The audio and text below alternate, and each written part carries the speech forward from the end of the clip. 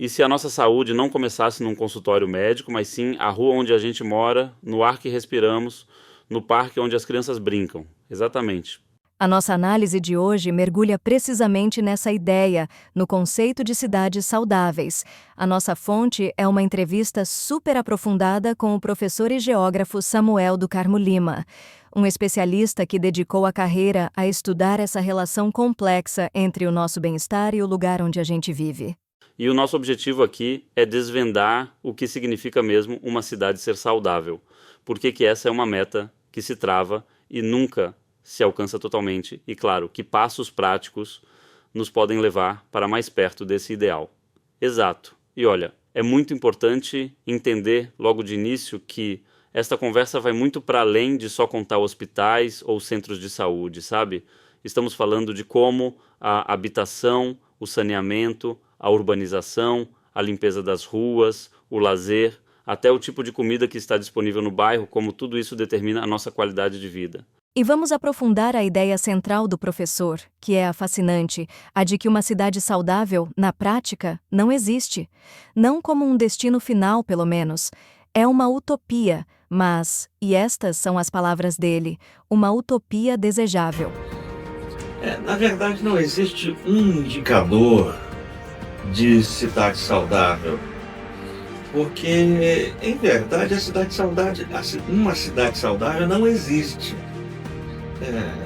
A cidade saudável é uma utopia, mas uma utopia desejável, uma utopia no bom sentido, né?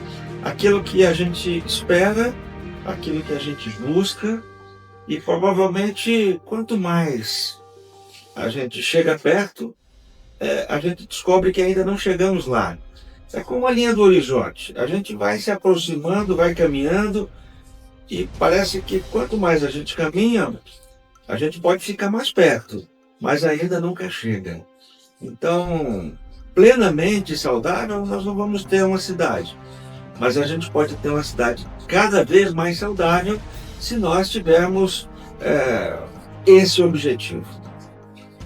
Segundo o professor Samuel, a utopia da cidade saudável é tipo um horizonte que deve guiar as políticas e a forma como pensamos a comunidade.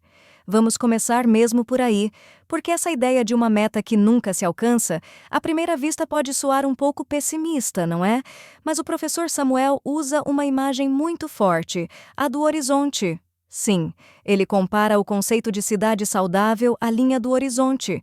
Quanto mais a gente caminha na direção dela, mais ela se afasta.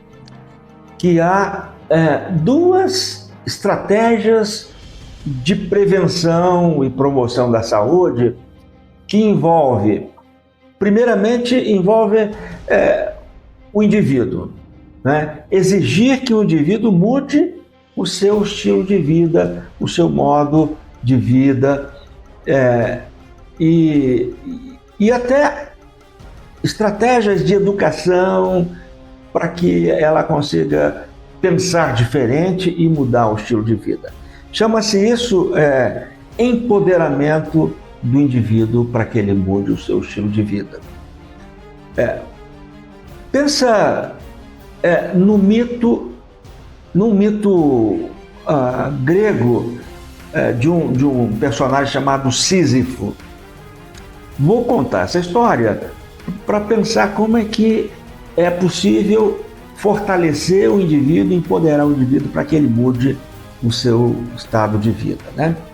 A historinha é a seguinte: o Sísifo, ele, olhando para o céu, numa tarde bem iluminada, né, ele viu uma águia com uma donzela nas suas garras e cortando os céus, e ele logo identificou que aquela águia era Zeus. Era Zeus. E Zeus tinha raptado esta donzela. E Sísifo conhecia o pai da donzela e correu para contar, para dizer que quem havia raptado a sua filha foi Zeus. E Zeus soube que quem havia denunciado ele era Sísifo. Então Zeus, que era um deus do Olimpo, tomou a decisão de castigar Sísifo. E o castigo era o seguinte: ele teria que empurrar uma grande pedra morro acima, até o topo da montanha. E ele começou a fazer isso, e quando ele estava quase alcançando o topo da montanha, ele perdia as forças e a pedra rolava morro abaixo. Ele tinha que recomeçar, e esse era o castigo. Ele tinha que levar essa pedra até o topo da montanha.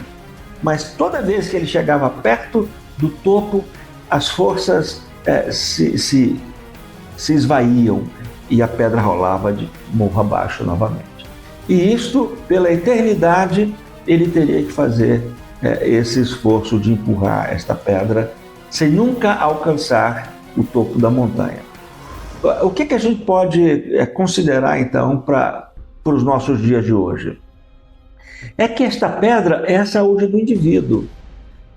E ele tem que empurrar a sua pedra para cima. Ele tem que melhorar a sua saúde. Ele tem que mudar o seu estilo de vida. Só que ele não consegue. Ele, por mais empoderado que ele esteja, por mais educação que ele receba, ele não consegue efetivamente levar esta pedra morro acima. Agora, uma segunda possibilidade é que esta montanha seja rebaixada, que a altura e a inclinação desta montanha seja menor, para facilitar com que ele leve a pedra até o topo da montanha, né? O que é que significa isto? Significa construir território saudável, construir um contexto de vida mais favorável para que ele possa efetivamente levar a sua pedra para cima, né? Melhorar as suas condições de saúde. Então, essas duas estratégias precisam ser levadas em conta.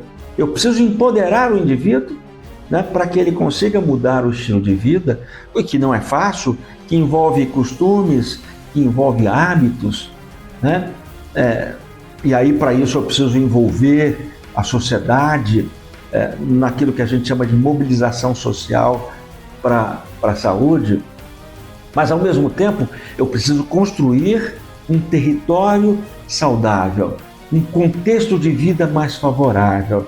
E aí é que envolve o poder público com ações intersetoriais, com a saúde negociando e trabalhando juntamente com a FUTEL, a saúde trabalhando com a segurança pública, a saúde trabalhando junto com a Secretaria de Saúde, a Secretaria de Agricultura, serviços urbanos, para que aquele lugar onde a pessoa vive seja um lugar mais favorável à saúde. Isso é que significa rebaixar a inclinação e a altura dessa montanha, para que o indivíduo seja capaz de levar a sua pedra, que é a saúde, até o topo da montanha, né?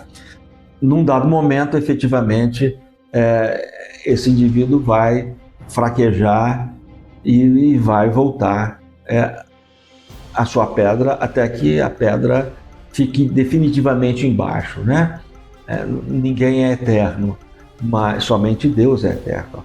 Mas enquanto a pessoa vive, é preciso ter esta condição, esta possibilidade. Então, como é que faz isto? Com uma visão, com um objetivo, com uma intenção, mas também com um projeto.